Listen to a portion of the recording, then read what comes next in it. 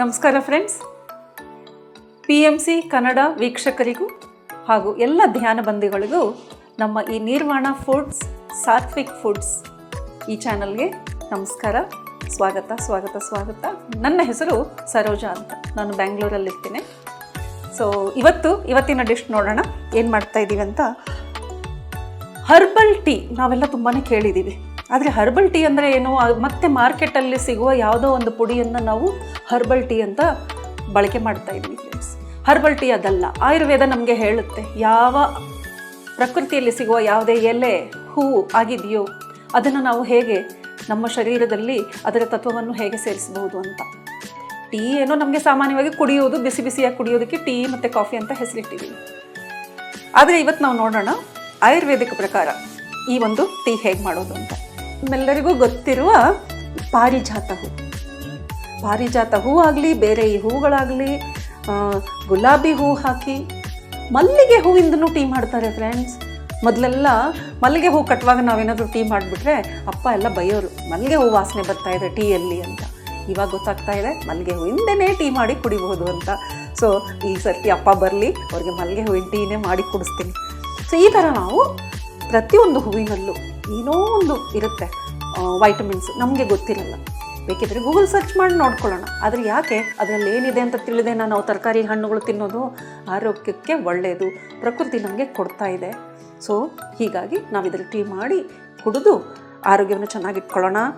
ಇದರಿಂದ ಖಂಡಿತವಾಗ್ಲೂ ನಮ್ಮ ಡೇ ಟು ಡೇ ಮೆಟಬಾಲಿಸಮ್ ಏನಿದೆ ಅಲ್ವಾ ಬಾಡಿದು, ಅದರಲ್ಲಿ ಬದಲಾವಣೆ ಬರುತ್ತೆ. ಒಂದೇ ಸಲಕ್ಕೆ ಬರದೇ ಇರ್ಬೋದು. ಇದನ್ನು ಅಭ್ಯಾಸ ಮಾಡ್ಕೊಳ್ಳೋಣ. ಸೊ ಯಾವುದೇ ಟೀ ಆಗಲಿ, ಇನ್ನೊಂದು ವಿಷಯ, ಡೈಲಿ ಕುಡಿಬಾರ್ದು. ಒಂದಿನ ಬಿಟ್ಟು ಒಂದಿನ ಕುಡಿಬಹುದು. ಕೆಲವೊಂದು ಟೆಸ್ಟ್ ಮಾಡಬೇಕು, ನಮಗೆ ಅಲರ್ಜಿ ಯಾವ ಹೂ, ಯಾಕೆಂದರೆ ಇದು ನಮಗೆ ಹೊಸ ಪದಾರ್ಥ ಅಲ್ವಾ. ಸೊ ಟೆಸ್ಟ್ ಮಾಡಬೇಕು. ಒಂದು ಸಲ ಕುಡಿದು ನಮ್ಮಲ್ಲಿ ಏನು ಬದಲಾವಣೆಗಳಾಗ್ತಾ ಇದೆ, ಅಲರ್ಜಿ ಏನಾದರೂ ಇರುತ್ತಾ, ಕೆಲವೊಬ್ಬರಿಗೆ ಅಲರ್ಜೀಸ್ ಇರುತ್ತೆ. ಸೊ ಅದನ್ನು ಗಮನಿಸ್ಕೊಂಡು ಅಭ್ಯಾಸ ಮಾಡ್ಕೊಳ್ಳಿ. ಇದು ದಾಸವಾಳ ಹೂವಿನ ಟೀ ಫ್ರೆಂಡ್ಸ್. ದಾಸವಾಳದ ಗುಣವನ್ನು ಆಯುರ್ವೇದ ಎಷ್ಟು ಹೇಳಿದೆ ಅಂದರೆ ನಮ್ಮೆಲ್ಲರಿಗೂ ಗೊತ್ತು.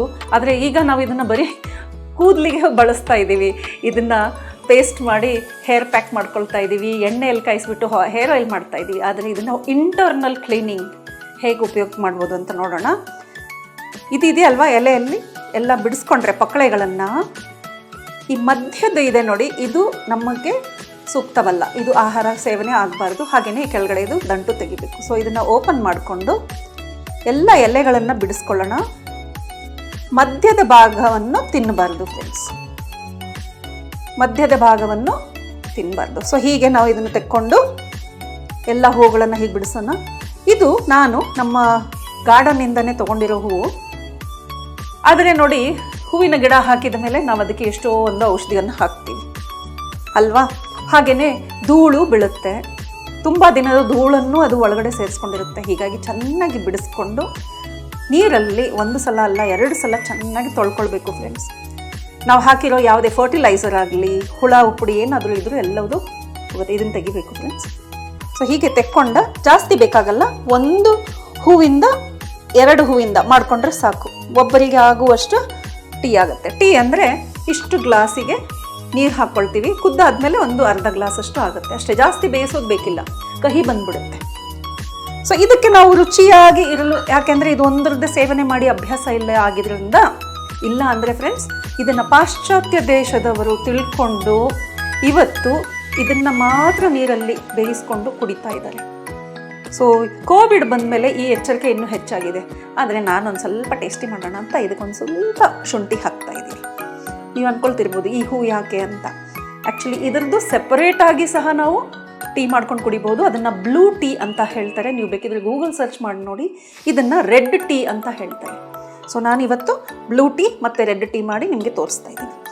ಈ ಹೂವು ಶಂಖಪುಷ್ಪಿ ಹೂವು, ನಮ್ಮೆಲ್ಲರಿಗೂ ಗೊತ್ತಿರುವ ಹಾಗೆ ಇದನ್ನು ನಾವು ಪೂಜೆಗೆ ಬಳಸ್ತೀವಿ. ಇದನ್ನು ಸಹ ಹಾಗೇ ಕೆಳಗಡೆದು ದಂಡು ತೆಗೆದು ಒಳಗಡೆದು ಒಂಚೂರೇನೋ ಒಂದು ಬೀಜದ ಆಕಾರದಲ್ಲಿ ಇರುತ್ತೆ, ಅದನ್ನು ತೆಗಿಬೇಕು ಫ್ರೆಂಡ್ಸ್. ಇದನ್ನು ಸೇವನೆ ಮಾಡೋ ಹಾಗಿಲ್ಲ.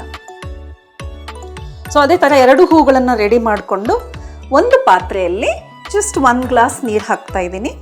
ಇದನ್ನು ಬಿಸಿ ಮಾಡಿಕೊಂಡು ಇದರಲ್ಲೇ ಆವಾಗ ನಾನು ಆ ಎಲೆಗಳನ್ನು ಬಿಡ್ತೀನಿ. ಸೊ ಈಗ ನಾವು ಪಾತ್ರೆ ಮೇಲೆ ಒಲೆ ಮೇಲೆ ಈ ಪಾತ್ರೆಯನ್ನು ಇಡೋಣ. ಈ ನೀರಲ್ಲಿ ಶುಂಠಿಯನ್ನು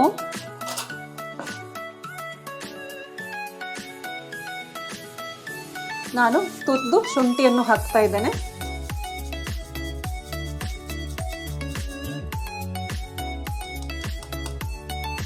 ನಮ್ಮೆಲ್ಲರಿಗೂ ಗೊತ್ತು ಶುಂಠಿಯ ಗುಣ ಹೇಗಿದೆ. ಅದು ಕಫವನ್ನು ಕತ್ತರಿಸುತ್ತೆ, ಹಾಗೆಯೇ ಗಂಟ್ಲನ್ನು ಕ್ಲೀನ್ ಮಾಡುತ್ತೆ. ಯಾವಾಗ ನಾವು ಹೆಚ್ಚಿಗೆ ಮಾತಾಡ್ತಾ ಇರ್ತೀವಿ ಅಂತ ಒಂದು ಪ್ರೊಫೆಷನಲ್ಲಿದ್ದಾಗ ಬರೀ ಶುಂಠಿ ನೀರು ಮಾಡ್ಕೊಂಡು ನೋಡಿ, ಟೀ ಅಂದರೆ ಎಷ್ಟು ಟೀ ಇದೆ. ಜಿಂಜರ್ ಟೀ ಇದೆ, ಹೈಬಿಸ್ಕಸ್ ಟೀ ಇದೆ, ಇದು ಶಂಖಪುಷ್ಪಿ ಅಂದರೆ ಇದು ಬ್ಲೂ ಟೀ ಇದೆ. ಹಾಗೆಯೇ ನಾನು ಒಂದು 15 ಥರ ಟೀ ತಿಳ್ಕೊಂಡ್ಬಿಟ್ಟಿದ್ದೀನಿ ಫ್ರೆಂಡ್ಸ್. ಮಾಡಿ ಪ್ರಯೋಗನೂ ಫ್ರೆಂಡ್ಸ್ ಮೇಲೆ ಮಾಡಿದ್ದೀನಿ. ಇವಾಗ ನಾನು ಈ 2 ಹೂ ಯಾವುದು ಬಿಡಿಸ್ಕೊಂಡು ತೊಳೆದು ಇಟ್ಕೊಂಡಿದ್ದೀನೋ ಅದನ್ನು ಇದರಲ್ಲಿ ಹಾಕ್ತಾ ಇದ್ದೀನಿ. ಅದು ಬೇಯೋವರೆಗೆ ನಾನು ನಿಮಗೆ ಅದರ ಒಂದು ಇಂಪಾರ್ಟೆನ್ಸ್ ಹೇಳ್ತೀನಿ ನೋಡಿ. ತುಂಬಾ ಬೆನಿಫಿಷಿಯಲ್ ಇದೆ. ದಯವಿಟ್ಟು ಇದನ್ನು ಅಭ್ಯಾಸ ಮಾಡ್ಕೊಂಡ್ಬಿಡಿ. ಬೇರೆ ಟೀ ಅಭ್ಯಾಸನೇ ನಿಮಗೆ ಬಿಟ್ಟು ಹೋಗುತ್ತೆ. ಈ ಹೂವಿನಲ್ಲಿ ಎಷ್ಟು ಒಂದು ಗುಣಗಳು ಪ್ರತಿ ಹೂವಿನಲ್ಲಿದೆ. ಪ್ರತಿ ಒಂದು ಸೃಷ್ಟಿಯಲ್ಲಿ ಬಂದಿರುವ ಪ್ರತಿ ಪದಾರ್ಥದಲ್ಲಿ ನಮಗಾಗಿ, ಸೇವೆಗಾಗಿ ಆ ಪ್ರಕೃತಿ ನೋಡಿ ಎಷ್ಟೆಲ್ಲ ಕೊಟ್ಟಿದೆ. ಮಿನರಲ್ಸ್ ಇದೆ ಅದರಲ್ಲಿ. ಸೊ ಹೂವಿಂದ ಹೇಳ್ತೀನಿ. ಹೈಬಿಸ್ಕಸ್ ಅಂದರೆ ಇದನ್ನು ದಾಸವಾಳ ಅಂತ ಹೇಳ್ತೀವಿ, ಹಿಂದಿಯಲ್ಲಿ ಗುಡ್ಹಲ್ ಅಂತ ಹೇಳ್ತಾರೆ, ಇಂಗ್ಲೀಷಲ್ಲಿ ಹೈಬಿಸ್ಕಸ್ ಮತ್ತು ಶೂ ಫ್ಲವರ್ ಅಂತ ಹೇಳ್ತೀವಿ. ಇದು ಆ್ಯಂಟಿ ಏಜಿಂಗ್. ಹೇಗೆ ನಮ್ಮ ಕೂದಲಿಗೆ ಕಪ್ಪು ಕೂದಲು ಹೋಗುತ್ತೆ, ಕಪ್ಪು ಕೂದಲು ಬರುತ್ತೆ, ಬಿಳಿ ಕೂದಲು ಕಮ್ಮಿ ಆಗುತ್ತೆ ಅಂತ ಹೇಳ್ತಾರೋ, ಹಾಗೆಯೇ ಇದನ್ನು ಸೇವನೆ ಮಾಡೋದ್ರಿಂದ ನಮಗೆ ಯೌವನ ಅಂದರೆ ಆ್ಯಂಟಿ ಏಜಿಂಗ್, ನಮಗೆ ವಯಸ್ಸಾಗಿದ್ದು ಕಾಣಿಸಲ್ಲ. ಅಂದರೆ ಫೇಸಲ್ಲಿ ಗ್ಲೋ ಬರುತ್ತೆ. ಯಾವಾಗ ಫೇಸಲ್ಲಿ ಗ್ಲೋ ಬರುವುದು? ಇಂಟರ್ನಲ್ ಕ್ಲೆನ್ಸಿಂಗ್ ಆಯಿತು ಅಂದರೆ, ಯಾವಾಗ ನಮ್ಮ ಮೆಟಬಾಲಿಸಮ್ ಸರಿಯಾಗಿತ್ತು ಅಂದರೆ ಆಟೋಮೆಟಿಕ್ಲಿ ನಮ್ಮ ಹೆಲ್ತ್ ಚೆನ್ನಾಗಿರುತ್ತೆ. ಹೆಲ್ತ್ ಚೆನ್ನಾಗಿದ್ದರೆ ಅದು ಫೇಸಲ್ಲಿ ನಮ್ಮ ಗ್ಲೋವಲ್ಲಿ ಗೊತ್ತಾಗುತ್ತೆ. ಇದು ಹೈ BP ಇದ್ದವರಿಗೆ BP-ಯನ್ನು ಲೋ ಮಾಡುತ್ತೆ. ಸೊ ಹೈ BP-ಯಲ್ಲಿ ಇದನ್ನು ರೆಕಮೆಂಡ್ ಮಾಡಿದ್ದಾರೆ. ಈವನ್ ಡಾಕ್ಟರ್ಸ್ ರೆಕಮೆಂಡ್ ಮಾಡ್ತಾ ಇದ್ದಾರೆ ಫ್ರೆಂಡ್ಸ್. ಸೊ ಏನೂ ಡೇಂಜರ್ ಇಲ್ಲ. ಡೇಂಜರ್ ಯಾರಿಗೆ ಅನ್ನೋದನ್ನು ಲಾಸ್ಟಲ್ಲಿ ಹೇಳ್ತೀನಿ. ಡೇಂಜರ್ ಇನ್ ದ ಸೆನ್ಸ್ ಯಾರು ಅವಾಯ್ಡ್ ಮಾಡಬೇಕು ಅಂತ. ಒಂದು BP ಹೈ ಇದ್ದರೆ ಇದನ್ನು ತೊಗೊಳ್ಬೋದು, ಶುಗರ್ ಹೈ ಇದ್ದರೆ ಇದನ್ನು ಬಳಸಬಹುದು, ಹಾಗೆಯೇ ಆ್ಯಂಟಿ ಏಜಿಂಗ್ ಆಗಿ ಇದನ್ನು ಯೂಸ್ ಮಾಡಬಹುದು. ಕ್ಲೆನ್ಸಿಂಗ್ ಮಾಡಲಿಕ್ಕೆ ಇದರಲ್ಲಿ ಲೋಳೆ ಥರ ಇರುತ್ತೆ, ಹೀಗಾಗಿ ನಿಮಗೆ ಕಾನ್ಸ್ಟಿಪೇಷನ್ ಆಗಲ್ಲ, ಎಲ್ಲ ಕ್ಲೆನ್ಸ್ ಆಗುತ್ತೆ. ಗಟ್ ಕ್ಲೀನಿಂಗ್ ಅಂತ ಹೇಳ್ತಾರೆ, ಅದು ಆಗುತ್ತೆ. ಸೊ ಅದಕ್ಕೂ ಇದು ಸಹಾಯ ಮಾಡುತ್ತೆ. ಇದರಲ್ಲಿ potassium, iron, B4, B3, B9, B vitamin ಇದೆ ಅಲ್ವಾ, ಅದೆಲ್ಲವೂ ಇದರಲ್ಲಿದೆ. ಹಾಗೆಯೇ ವಾಟರ್ ಕಂಟೆಂಟ್ 99% ಇದೆ ಇದರಲ್ಲಿ. ಸೊ ಇದು ಅಷ್ಟು ಇದರದ್ದು ಬೆನಿಫಿಟ್ಸ್. ಹಾಗೆಯೇ ಗಮನದಲ್ಲಿ ಇಟ್ಕೊಳ್ಬೇಕು, ಯಾವುದೋ ಒಂದು ಟ್ರೆಂಡ್ ಬಂತು ಅಂತ ಎಲ್ಲರೂ ಬಳಸಲಿಕ್ಕಾಗಲ್ಲ. ಈಗ ಹೇಗೆ ಹೇಳಿದ್ರು, ಹೈ BP-ಯಲ್ಲಿ ಸಹಾಯಕ ಆಗುತ್ತೆ, ಆದರೆ ಲೋ BP ಇದ್ದವರು ಇದನ್ನು ತೊಗೊಳ್ಬಾರ್ದು, ಯಾಕಂದರೆ ಇನ್ನೂ ಲೋ ಆಗುತ್ತೆ. ಹಾಗೆಯೇ ಶುಗರ್ ಹೈ ಇದ್ದರೆ ಇದನ್ನು ಕಮ್ಮಿ ಮಾಡುತ್ತೆ, ಆದರೆ ಶುಗರ್ ಲೋ ಇದ್ದವರು ಮತ್ತೆ ತೊಗೊಳ್ಬಾರ್ದು. ಇನ್ನೊಂದು ತುಂಬ ಇಂಪಾರ್ಟೆಂಟ್ ಗಮನಕ್ಕೆ ಇಟ್ಕೊಳ್ಬೇಕಾದದ್ದು ಏನು ಅಂದರೆ, ಲ್ಯಾಕ್ಸೇಟಿವ್ ಆಗಿರೋದ್ರಿಂದ ಪ್ರೆಗ್ನೆಂಟ್ ಲೇಡೀಸ್ ಮಾತ್ರ ಖಂಡಿತವಾಗ್ಲೂ ಇದನ್ನು ಬಳಸಬಾರ್ದು ಫ್ರೆಂಡ್ಸ್. ಅದು ಅಲ್ಲದೆ ತಾಯಿ ಮಗುಗೆ ಹಾಲು ಏನಾದರೂ ಕೊಡ್ತಾ ಇದ್ದರೆ ಅವರು ಸಹ ಇದನ್ನು ಬಳಸಬಾರ್ದು. ಸೊ ಮಿಕ್ಕಿದವರೆಲ್ಲರೂ ತುಂಬ ಹೆಲ್ದಿಯಾಗಿ ತೊಗೊಳ್ಬೋದು. ಇನ್ನೊಂದು ಸೀಕ್ರೆಟ್ ಏನು ಅಂದರೆ, ಇದನ್ನು ಯಾವಾಗ ಕುಡಿಬೇಕು? ಇದು ಕುದಿಸ್ತಾ ಇದ್ದೀವಿ, ಆದರೆ ಇದನ್ನು ಕೋಲ್ಡ್ ಆಗಿ ಅಂದರೆ ವಾರ್ಮ್ ಆಗಿ ತೊಗೊಳ್ಬೋದು, ಇಲ್ಲಾಂದರೆ ಕೋಲ್ಡ್ ಐಸ್ ಟೀ ಮಾಡಿಕೊಂಡು ಕುಡಿತಾರೆ. ಈವ್ನಿಂಗ್ಸ್ ಸಂಜೆ ಹೊತ್ತಲ್ಲಿ, ಇಲ್ಲ ರಾತ್ರಿ ಡಿನ್ನರ್ ಆದಮೇಲೆ, ರಾತ್ರಿ ಊಟ ಮುಗಿದ ಮೇಲೆ ಇದನ್ನೇನಾದರೂ ನೀವು ಕುಡಿದು ಮಲಗಿದರೆ ಒಳ್ಳೆ ನಿದ್ದೆ ಬರುತ್ತೆ. ಸೊ ನಿದ್ದೆ ಮಾಡಲಿಕ್ಕೂ ಇದು ಸಹಾಯ ಮಾಡುತ್ತೆ. ಸೊ ಬನ್ನಿ, ಅದು ಕುದ್ದಾಯಿತು, ಜಾಸ್ತಿ ಕುದಿಸೋ ಹಾಗಿಲ್ಲ. 2 ಕುದಿ ಕುದ್ದಾದ್ಮೇಲೆ ನಾನು ಅದನ್ನು ಆಫ್ ಮಾಡ್ತಾ ಇದ್ದೇನೆ.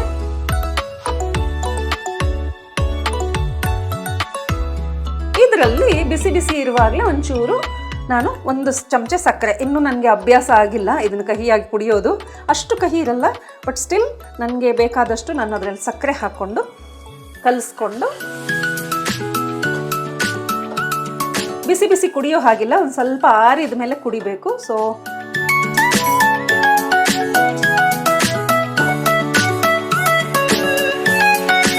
ಒಂದು ಬ್ಯೂಟಿಫುಲ್ ರೆಡ್ ಕಲರ್, ಅದನ್ನು ಟ್ರಾನ್ಸ್ಪರೆಂಟ್ ಗ್ಲಾಸಲ್ಲಿ ಹಾಕಿದ್ರಂತೂ ಇನ್ನೂ ಚೆನ್ನಾಗಿ ಕಾಣುತ್ತೆ. ನಾನು ತೋರಿಸ್ತೀನಿ ನೋಡಿ. ಓಕೆ. ಸೊ ಫ್ರೆಂಡ್, ಇವಾಗ ನಾನು ಇದನ್ನು ಕುದಿಸಿದ್ದನ್ನು ಶೋಧಿಸಿ ಇಟ್ಟಿದ್ದೀನಿ. ನಿಮಗೆ ಕಲರ್ ತೋರಿಸ್ಲಿಕ್ಕಾಗಿ ಇದರಲ್ಲಿ ಹಾಕಿ ತೋರಿಸ್ತಾ ಇದ್ದೀನಿ.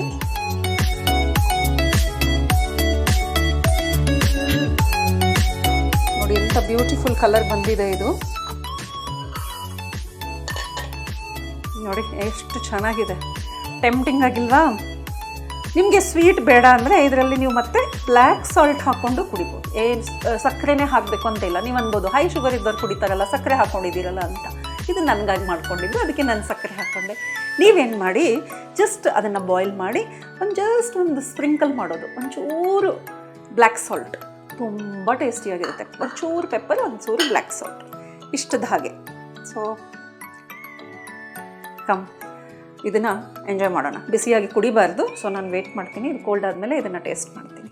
ನಾನು ಟೇಸ್ಟ್ ಮಾಡೋದು ಇದು ಹೊಸದೇನಲ್ಲ, because I have tasted it. My friends also, ಫ್ರೆಂಡ್ಸ್ಗೂ ತುಂಬ ಇಷ್ಟ ಆಗಿದೆ. ಸೊ ಅವ್ರ ಜೊತೆಲೂ ನಾನು ಶೇರ್ ಮಾಡಿದ್ದೀನಿ. ಇವಾಗ ನಾನು ಇದನ್ನು ಕ್ಯಾಮ್ರಾಮನ್ಗೆ ಕೊಡ್ತೀನಿ. Okay, happy. So friends, please experiment ಮಾಡಿ. ಸರ್ ಹೇಳ್ತಾರಲ್ವಾ ನಾವೆಲ್ಲ ಸೈಂಟಿಸ್ಟ್ಗಳು ಅಂತ. ಸೊ ನಾವು ಎಕ್ಸ್ಪೆರಿಮೆಂಟ್ ಮಾಡೋಣ. ಇದು ಒಂದೇ ಹೂವಲ್ಲ, ನಮಗೆ ಸುತ್ತಮುತ್ತ ಇರುವ ಒಂದು 4 ಥರ ಹೂಗಳಿರುತ್ತೆ. ಗುಲಾಬಿ ಹೂವಿಂದ ಮಾಡಬಹುದು, ಸೊಪ್ಪುಗಳಿಂದ ಮಾಡ್ಬೋದು ನೀವು, ಪುದೀನ, ದೊಡ್ಡಪತ್ರೆ ಅಲ್ವಾ. ಹಾಗೆಯೇ ಮಸಾಲ ಐಟಮ್ಸು, ಜೀರಿಗೆ, ಮೆಣಸು, ಅದನ್ನ ಹಾಕಿದೊಂದು ಕಷಾಯ ಅಂತ ನಾವು ಅದಕ್ಕೆ ಹೆಸರಿಡುವುದು. ಹೂಗಳಲ್ಲಿ ನಾನೀಗ ಶಂಖಪುಷ್ಪಿ ಮತ್ತು ದಾಸವಾಳ,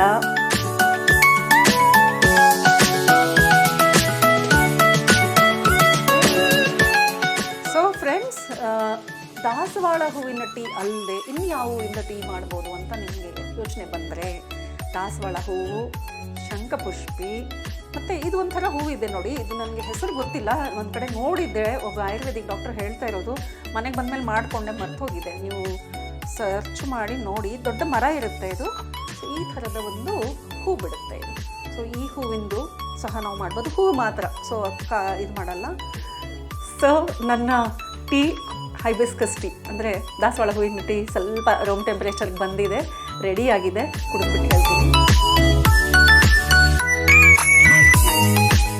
ಅನ್ಸೋದೇ ಇಲ್ಲ ಇದು ಹೂವಿಂದು ಅಂತ, ಆ ಫ್ಲೇವರೇ ಇಲ್ಲ ಫ್ರೆಂಡ್. ಇದಕ್ಕೆ ಆದ ಒಂದು ಡಿಫ್ರೆಂಟ್ ಟೇಸ್ಟ್ ಇದೆ. ಈ ಎಲ್ಲ ಟೀಸ್ ನಿಮಗೆ ಪ್ರಯೋಗ ಮಾಡಿ ಮೊದಲೇ ನೋಡಬೇಕು ಅಂದರೆ ಡಿಪ್ ಟೀಸ್ ಇರುತ್ತೆ ನೋಡಿ ಮಾರ್ಕೆಟಲ್ಲಿ, ಅದು ಸಿಗ್ತಾ ಇದೆ. ಇವೆಲ್ಲ ಹೆಸರಲ್ಲಿ ಇನ್ನೂ ಬೇರೆ ಬೇರೆ ಹೂವಿನ ಎಲ್ಲ ಪ್ರಯೋಗ ಮಾಡಿದ್ದಾರೆ.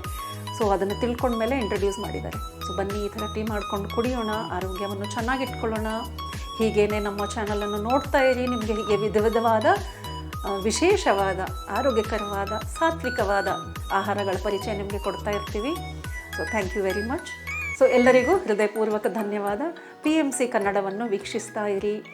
ಹಾಗೆಯೇ ಸಬ್ಸ್ಕ್ರೈಬ್ ಮಾಡಿ, ಲೈಕ್ ಮಾಡಿ, ಕಮೆಂಟ್ ಮಾಡಿ. ನಿಮ್ಮ ಅಭಿಪ್ರಾಯ ನಮಗೆ ತಲುಪಬೇಕು friends. So thank you very much.